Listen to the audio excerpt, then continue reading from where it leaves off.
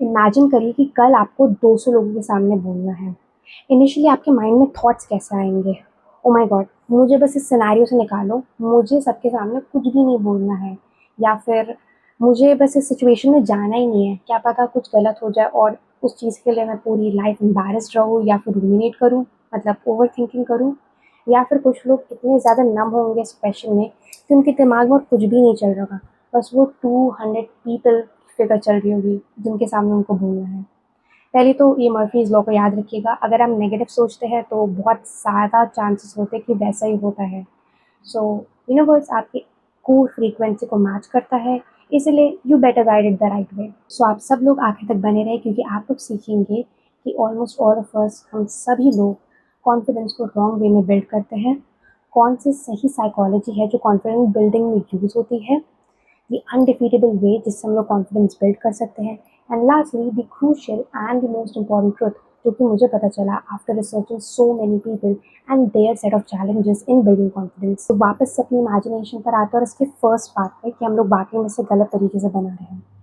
अगर हम लोग नेगेटिव फीलिंग्स को साइड भी रखते तब भी हमारी बॉडी साथ नहीं देती है। जब हम लोग बोलने पे आते हैं our voice cracks, and even if we talk about we can't stand on our feet, we feel like बस अब और नहीं, पैर खुद का साथ ही नहीं दे पाते। कुछ ना कुछ पेट में लगा रहता है, चेस्ट बहुत ज़्यादा टाइट फील करता है और बहुत ज़्यादा हार्ट पाउंडिंग करता है, मतलब दिल बहुत ज़्यादा धड़कने लगता है। इसी सिनेरियो में इन सारी साइकोलॉजिकल ट्रिगर्स को और जो फिजियोलॉजिकल ट्रिगर्स उन सबको याद रखिएगा। इसी सिचुएशन में अब हम लोग एक कॉन्फिडेंट पर्सन को लेते हैं, क्योंकि वो कॉन्फिडेंट है तो हम लोग उनके लिए थोड़ा सा सिचुएशन को ट्रिकी बना देते हैं। लेट्स से कि उनको हम लोग ने एक दिन नहीं पहले बताया कि उनको सबके सामने बोलना है, हमने बल्कि एकदम से सबके सामने उनको माइक दे दिया है कि उनको उन 200 लोगों के सामने तुरंत बोलना है। क्या लगता है क्या रिस्पॉन्स होगा? सेम वैसा ही ब्यूटीफुल और परफेक्ट? बिल्कुल सही कहा।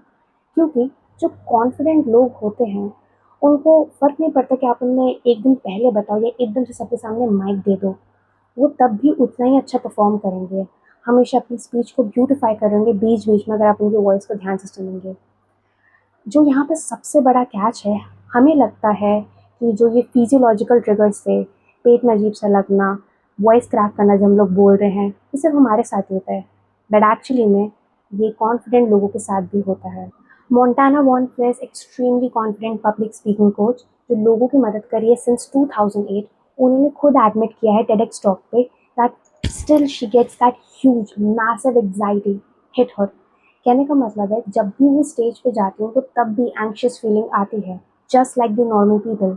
और कभी भी अगर आप उनकी स्पीच देखो या उनको बोलते हुए देखोगे, आपको स्लाइटेस्ट ट्रेल नहीं मिलेगा कि वो नर्वस है, ना उनकी बॉडी लैंग्वेज में ना उनकी वॉइस में।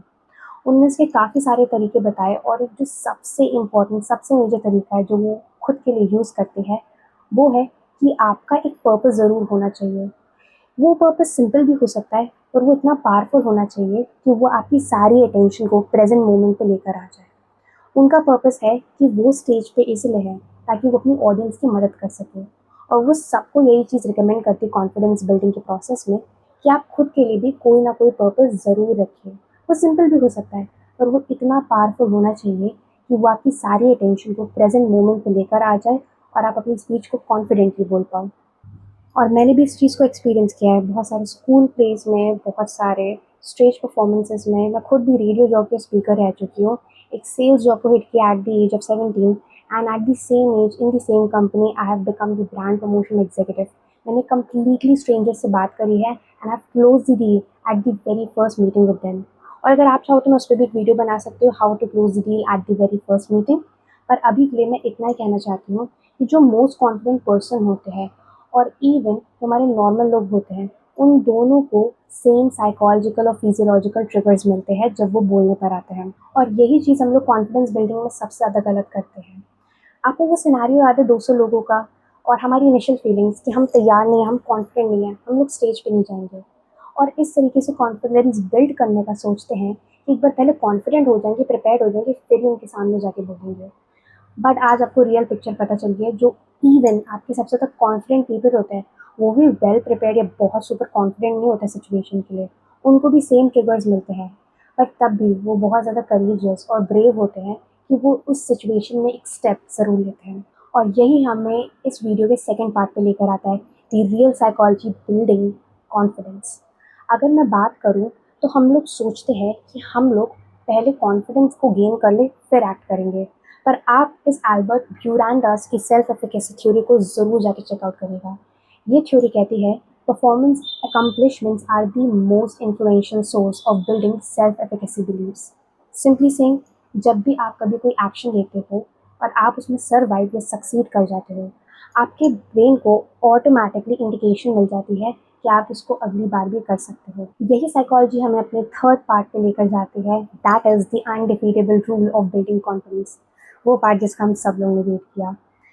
पहली तो चीज़, जब भी आप कभी एक्शन लेते हो, आपको 2 चीज़ गारंटीड ज़रूर मिलती है। पहला कॉन्फिडेंस, क्योंकि आपने एक्शन ज़रूर लिया था, और दूसरा आप अपने ओल्डर वर्ज़न को हमेशा छोड़ते हो।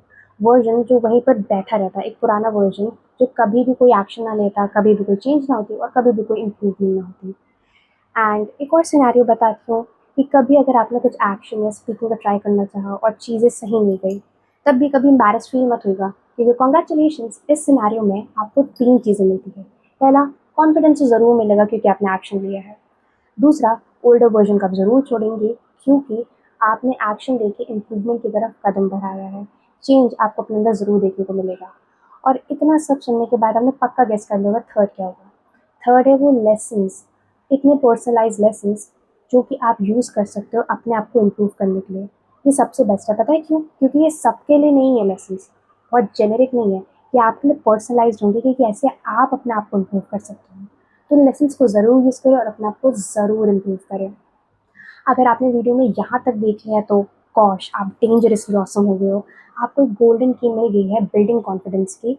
इसको आप जहाँ भी चाहो, जैसे भी चाहो और जब चाहो यूज़ कर सकते हो। और जितना भी ज़्यादा आप इस की को यूज़ करेंगे, उतना ही ज़्यादा आप लोग पावरफुल और कॉन्फिडेंट बनते चले जाएंगे। साथ ही साथ देखा जाए तो ये ज़िंदगी जीने का सबसे बेस्ट तरीका है।